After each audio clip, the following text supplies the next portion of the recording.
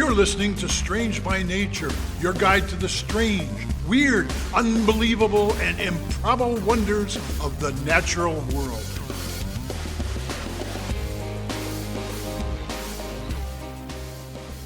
Hello, everyone. Thanks for being here today. I am Kirk Mona, and I am joined today by Rachel Ginza and Victoria Thompson. We are all professional naturalists who together have scoured the world for weird and wonderful wonders just to please your mammalian brain's desire for novelty. Isn't that nice? Let's do this. Hey everyone, happy November. I hope everyone is still nibbling on their candies from Halloween. 100% I am, yes. We're gonna jump in here with a story for you. I'm starting things off. The year is 1818. And a woman named Nancy has headed over to her neighbor's place in southern Indiana. She's only lived there in Pigeon Creek settlement for 2 years, having moved from out east in Kentucky, which I guess is, further east. A lot of new people. I guess? Yeah. East? Not East All right. Coast, but, from the east. A lot of new people had just moved into the area around then because Indiana became a state in 1816. And Nancy was headed over to the neighbors because everyone there was sick. And in a pioneer area, this, people often banded together to help each other out. But soon after helping the neighbors, she noticed that she was not feeling well. Sick. Uh-oh. Yeah. Really? Some of us can relate to that, I'm sure. You probably can't relate to this, though. It started with trembling. Her hands started to shake. What? Perhaps her jaw started to shake as well. Along with this came Sounds uncomfortable. A growing pain in the stomach, accompanied by an insatiable thirst for water.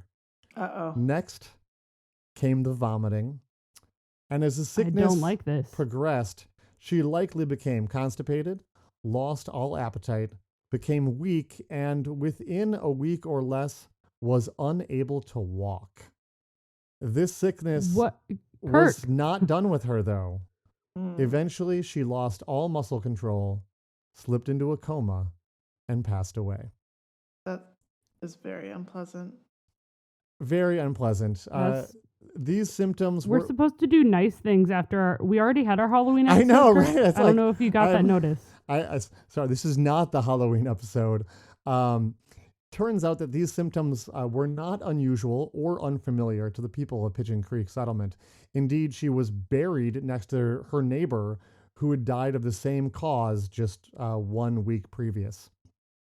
Now, Nancy's story is not... It took a week for her to go through all of that? Well, it kind of depends. And there's not really great information. I will say Nancy's story is not unique, though most listeners will have never even heard of it. The disease she died from is sometimes called the Trembles, and it was once the leading cause of death of people in the Midwest in the U.S. Death came within 2 to 10 days from the onset of symptoms. Wow. So pretty quick. Whoa. I saw some estimates that half the population of new settlements around this time period often died from this mysterious illness that could strike any time between spring and fall, but never in the winter. We don't have exact numbers on how many people died from the Trembles, but they were in the many thousands of people. Wow. I've never heard of this. I know. Well, you maybe have. I'm symptoms are kind of I'm obfuscating triggering a little something. bit. We'll get to this. Okay, wait. I have a couple ideas about the kind of thing it could be. Do you want me to? Sure. Okay. Okay. So you are, if listeners don't know, Victoria is studying to be a nurse right now. So, the medical gears are turning right now, I'm sure. So if it's not happening in the winter, it could be some kind of like tick-borne illness, perhaps. Okay. Or the other way my mind was going was like, sometimes they're poisonous plants, and if like cows eat them, then you drink the milk, and it could be some kind of environmental toxin. Interesting. Well, sit back and relax, and we'll find out. Okay. Your gears are turning there. This was a mystery that a lot of people were trying to figure out what was going on, and it was truly terrifying. The general cause actually wasn't discovered until about 12 years after this person, Nancy, died. And we didn't determine the exact cause until nearly 100 years after that in 1928. Whoa. Now That's we knew how to long time. prevent it long before then, but the exact cause we hadn't nailed down. The names of many people who died from the Trembles are forgotten, and the only reason Nancy's story has endured for over 200 years is that her son Abraham survived and went on to become the 16th president of the United States. Oh. Woo, Lincoln. So, decided to kind of, this was Lincoln's mom died from this disease. So she's one of the most famous people to have died from it. Although there, she was not the first, and there were thousands of others. But her story was probably pretty typical. So what was going on? We didn't know a lot about disease back then. Indeed, one popular and naturally unhelpful treatment for the Trembles was bloodletting. Just of course, let the person bleed a whole bunch. So people just hoped you could kind of bleed it's the miasma, Kirk. Yeah. They just hoped you could bleed the bad blood out of you. Ironically, they were perhaps a little bit right in that there was something that needed to get out of the body, but bloodletting wasn't going to help. This was not a disease caused by bacteria, a virus, or even fungus. The thousands of people who died were, in fact, poisoned. And what? Victoria's barking up the right tree here. So a key point in the story is that the people dying were settlers who were in a new, unfamiliar part of the continent. People were mostly dying in Illinois, Indiana, Kentucky, Ohio, Tennessee. The Kentucky legislature, interestingly, put up a $600 reward if someone could find a cause or a cure.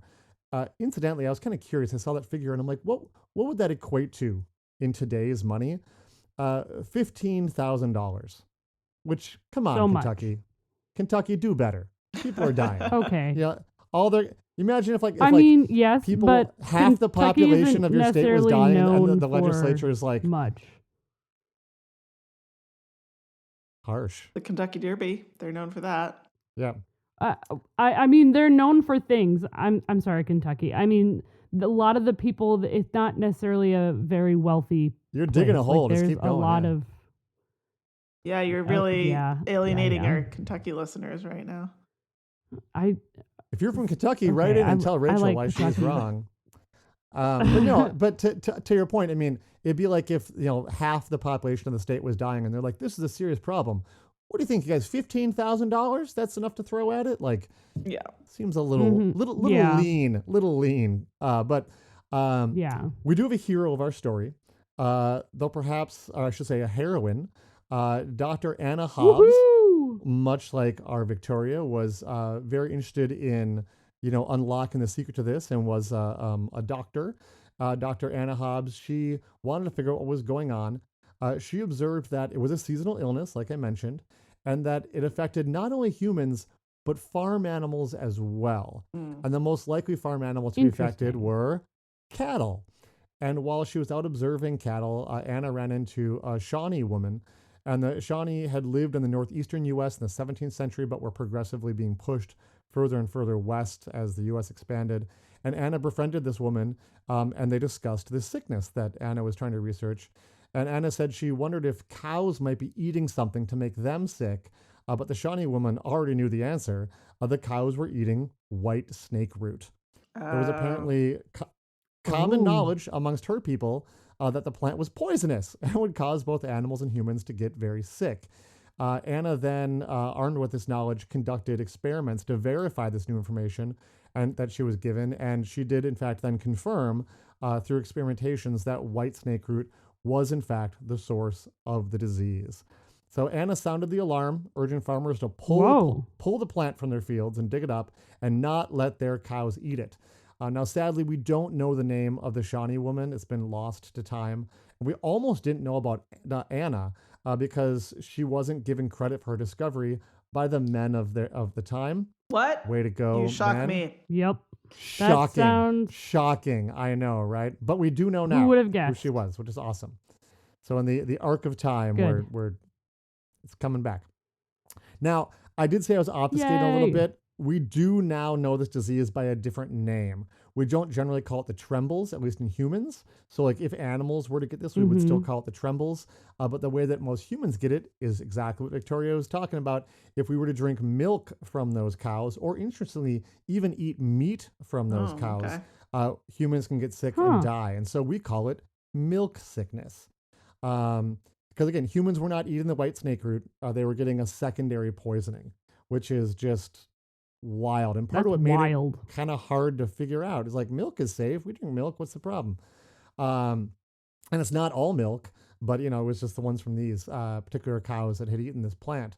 So while we have known that white snake root causes milk sickness, for some time we actually were able to prevent it, because you just say, hey, don't eat that plant. The actual toxin called trematol was not identified and isolated for another 100 years, until about 1929 is when scientists were actually able to isolate that one compound. It's pretty fascinating. Yeah, that's when chemistry was starting to get good. Exactly, yeah. That's mostly why it was then. So white snake root is in the aster family. It's a tall flowering plant that grows in the woods. I mean, we see it around here where we live. I don't think I have any in my yard, but I do. I definitely see it frequently. Yeah, you got in your yard. There you go. So it's everywhere. I've definitely don't seen eat it in by the the way. Don't eat that. It is poisonous. Wasn't gonna. It's generally not a problem today, as we don't let cows eat snake root. But also, interestingly, because we pool the milk of many cows together. If you're taking milk like on a small farm from just one cow, because you have your one cow, and that one cow has that poison in its system, you're going to get a healthy dose of that. But I looked this up to be sure. 1 gallon of milk contains milk from thousands of cows mixed together. I can't give an exact number because it depends on what dairy you get your milk from.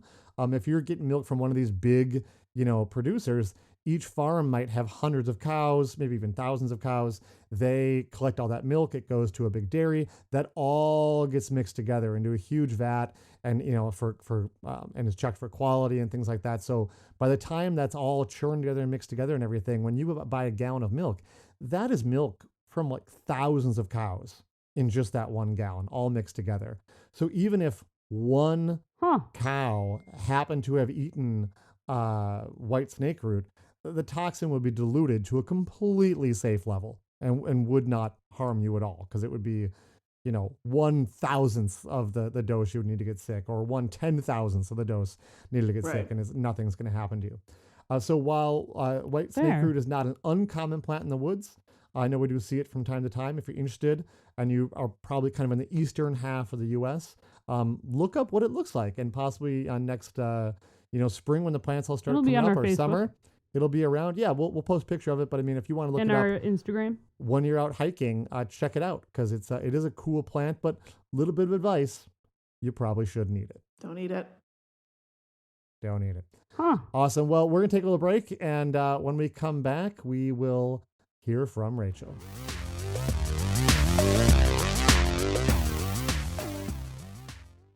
Welcome back, everyone. Usually after our spooky Halloween, and after doing a month of scary or like mythical or whatever type topics, I try to do something kind of nice or cute to kind of soften and not sort of make up for it. Can I make a prediction? Yeah. You didn't do that. I'm not doing that. Okay. No. Are both of our stories about people dying this week? Yeah, people have died in my story. Here we go. So, okay. Yeah. So I'm actually kind of going around kind of what you were doing a little bit, Kirk. I'm obfuscating.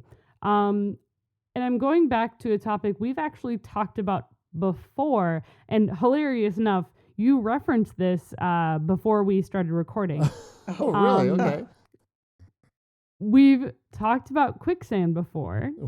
We certainly have. We've covered that topic several times. And we talked about like the sand dunes that are closer to our communal thought of what and understanding what quicksand is. Okay. But not really talked about a version of something that acts like quicksand. And Laura from the Love of Nature podcast actually did kind of talk about this, as well as the dangers of quicksand itself. Okay. But we didn't really talk about what makes the Alaskan mudflats so dangerous. Interesting. Okay. So I'm going to preface this with the fact, and I've already said this, people do die watching this and not paying attention to timing, or getting stuck, and not listening to locals or reading signs that are there for your safety. Please read signs. They are there for a reason.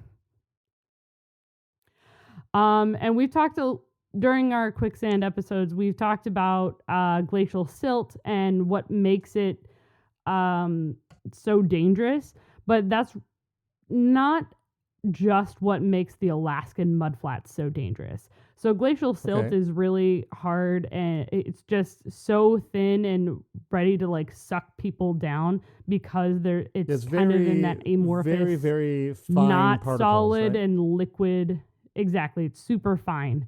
So it allows you to it really likes to suck things down. The more you struggle, the more further down you go. But that's not really what is the issue here. So if you are a tourist up in Alaska, and which truly I wish, what if you decide to go for a walk across the Alaskan mudflats to Fire Island and Cook Inlet, but you don't really listen or pay attention to the tides? First mistake. Can you remind us? If you get stuck in the glacial silt. Can you remind us where in Alaska this is? A big state. So this is outside of Anchorage. Okay. It is a really big state. So this is out in the Cook Inlet. This is actually up in the Turnagain Arm near Anchorage. Near Anchorage. Okay. Yeah. So if you're not paying attention to the tides, that's your first mistake. If you get stuck on your way back in the glacial silt and you're trying to get out, but you don't necessarily get help in time, or people aren't able to help get you out, and unfortunately this has happened, the tide will come in, and it's not just a normal tide. This is a boar tide. Oh, geez. And a boar tide comes in so fast that people have literally watched others just drown because they've been stuck and they can't get out. So on that happy note, I want to talk about boar tides. No, that's right. Oh, okay. Okay. So tricky. All right. A little little tricky.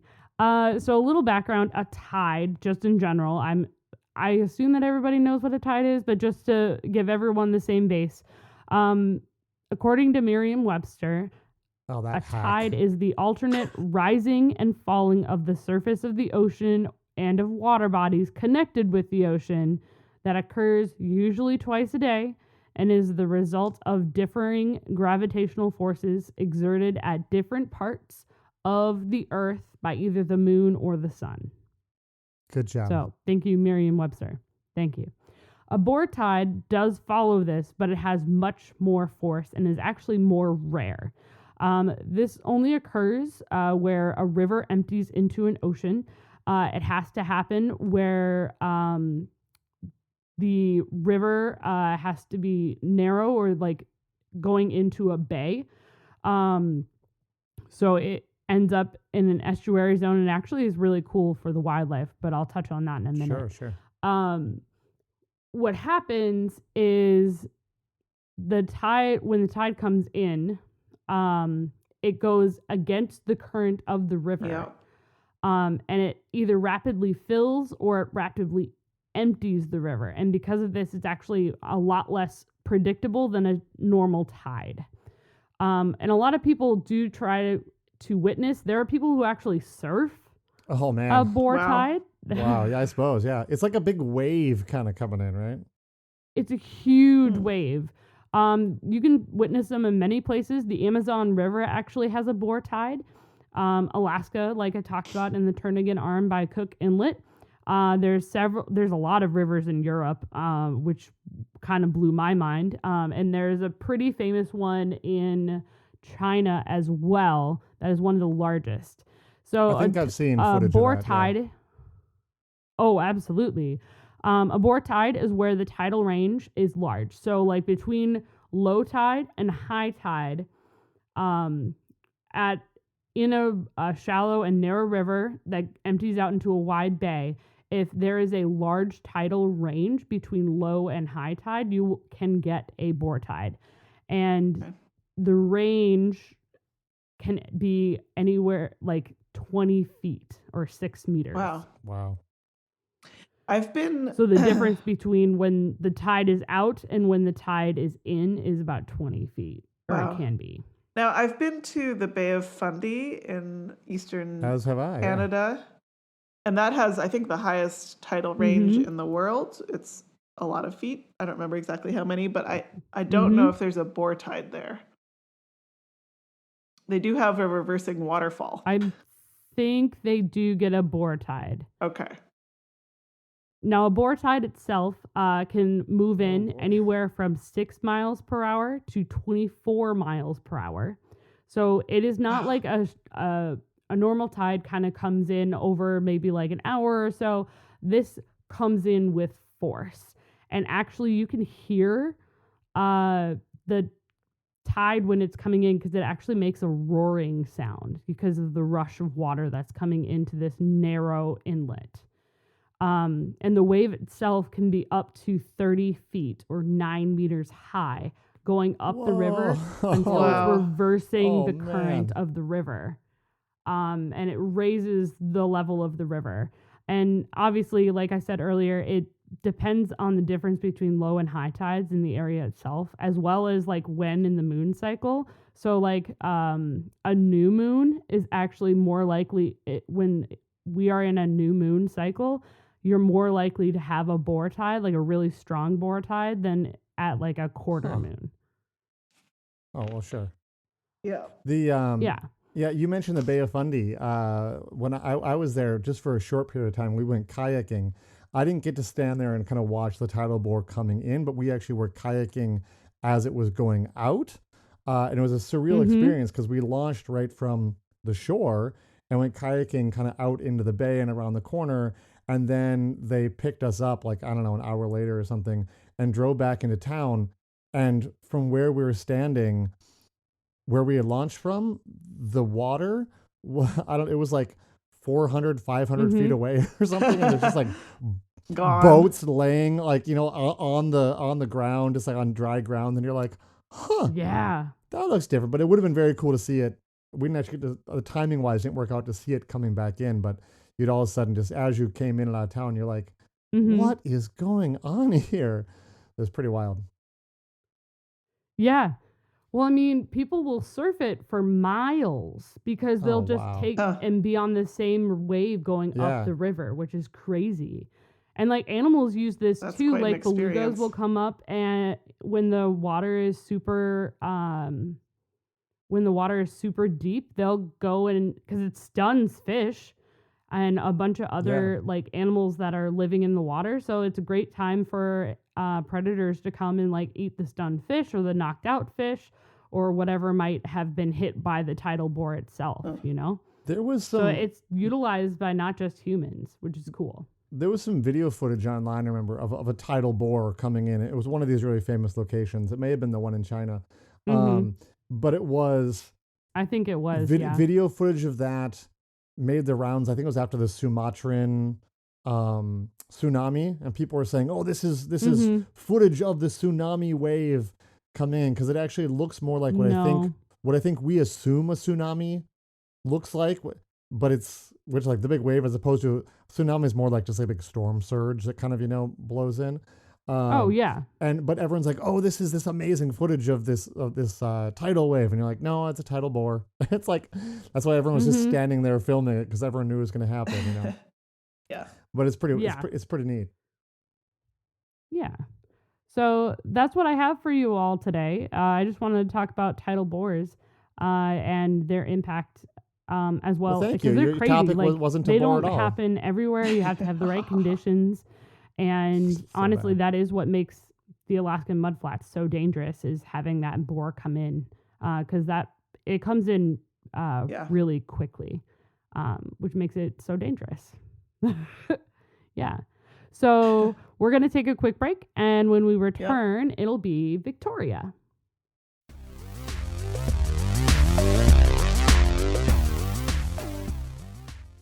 Hey, we're back. If you ever doubted that there are still mysteries in nature, you haven't been listening to our show, but fair. Yeah, today's topic would convince you. I'm going to talk about a natural mystery that is still out there. This is about an animal that has been known to science since 1887. It is... Oh, that's good. So this animal has been known to science since 1887. It's not difficult to find or to collect, but we don't know some of the most basic things about it, including what it looks like. What? That we collect now, it. I'm misdirecting. We don't know what it looks like. I'm misdirecting a little bit here. I know. I'm you got me. I'm fascinated. Okay. I'm hooked. So we know what this animal looks like as a larva. Oh, okay. All right. But we don't know what it looks like, where it lives, or how it lives exactly as an adult. That's kind of the opposite of what I would expect, but okay. Yeah. So it's like the opposite of the eel story. I was just thinking of the eels, yeah. Right. Mm-hmm. So this animal was first collected in the North Sea in 1887 by a German naturalist named Christian Andreas Victor Hansen. And then a couple of years later, a Danish scientist named Hans Jacob Hansen named it, and he called it a Wynopleus. Now, I had to learn a lot of crustacean-related vocabulary. This is a crustacean. That's a name? Yeah, Nauplius is like a larval stage of a crustacean. Okay. So he called it the Y. The Y was sort of like the X, mystery letter.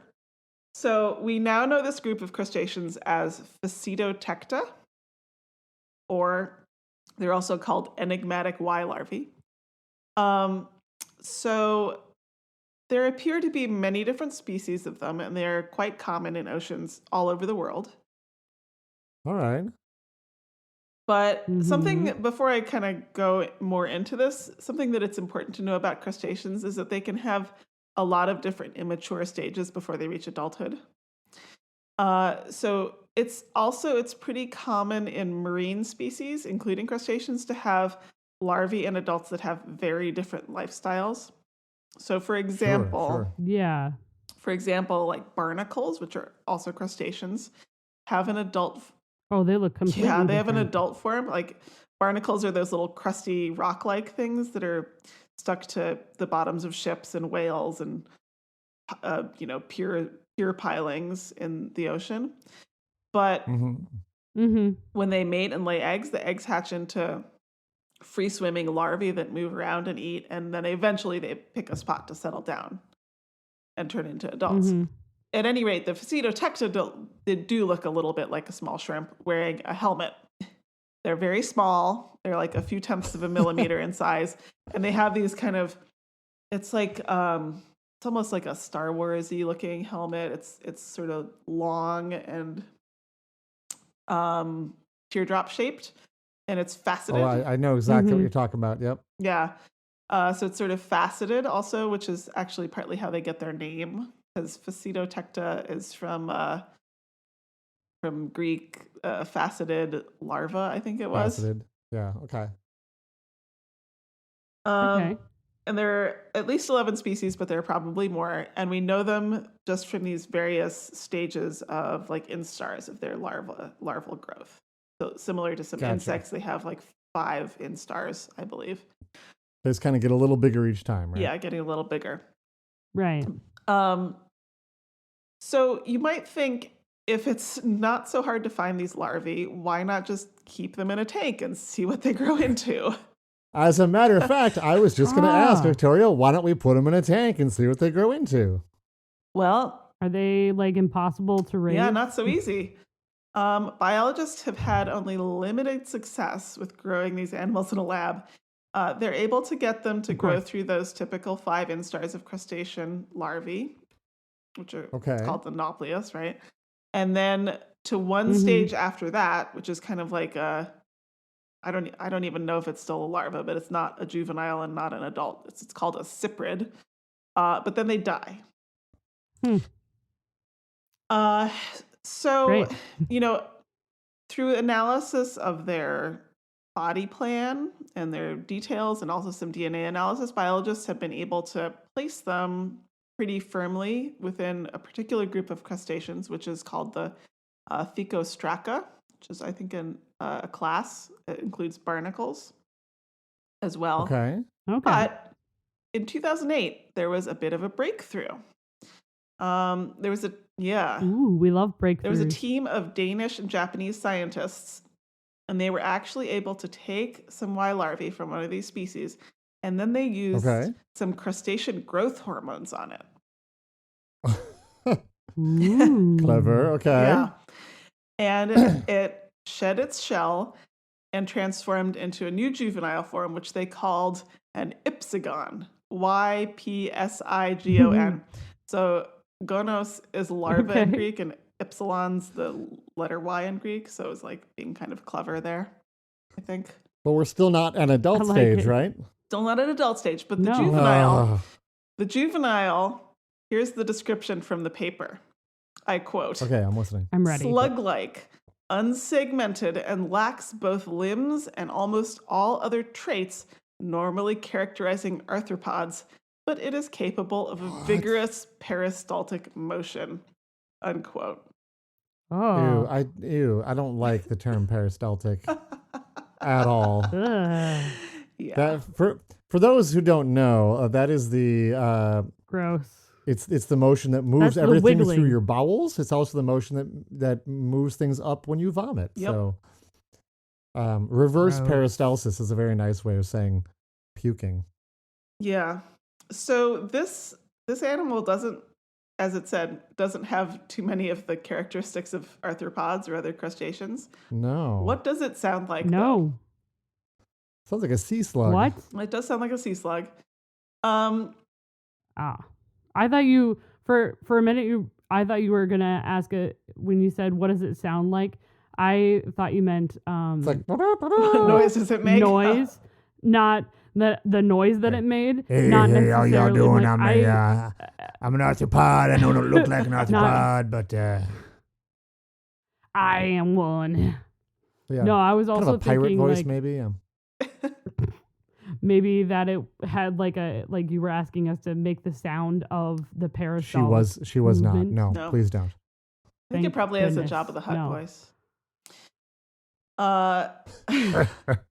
But the best guess is actually that phacidotectons are probably internal parasites of some other marine species. Oh. Interesting. Wild. But we do not know what. We have no. We Which don't would know explain what why we species. never see them. Yeah. We gotta gut a whole bunch of species, apparently. Mm-hmm. But then, how would you know which larva it belongs to?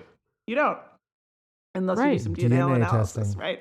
Yeah. And in fact, and hope that it has this ipsigon juvenile stage, this slug-like thing, shows a lot of similarities to the first parasitic stage of another animal that's in the same class of crustaceans, and that are parasites of other crustaceans like crabs and lobsters. So, we don't know if these Y larvae, the phacidotectons, parasitize crabs specifically, but it seems now likely that their lifestyle is probably fairly similar. Mm-hmm. But they tested, but those we also too, haven't. They're not the same, right? Tested what? And it's not the same? Like they've tested the they've tested the juvenile and the larval stage of this creature with the similar crustacean. No, it's not the same. The life cycle of that Okay. other parasite is pretty well known. The crab parasite. But we still don't have an adult version of this either to know what the sort of final form looks like. No, we don't. That's it's wild. A mystery. Yeah. I love a good mystery. Crazy. So, story to be continued, perhaps. The paper that I looked at for this is Induced Metamorphosis in Crustacean Y Larvae Towards a Solution to a 100-Year-Old Riddle, which was published in BMC Biology in 2008. And also the Atlas of Crustacean Larvae was helpful as well. Awesome. Thanks, Victoria. Thank you. You're welcome. That's crazy. I'm the last one to go this time, right? So I get to say, yeah, that's all we have. And say it. We'll see you next time. See you next time. Thanks, everyone, for listening. Bye. Bye. Bye. Thanks, everyone, for listening to today's show. Be sure to subscribe.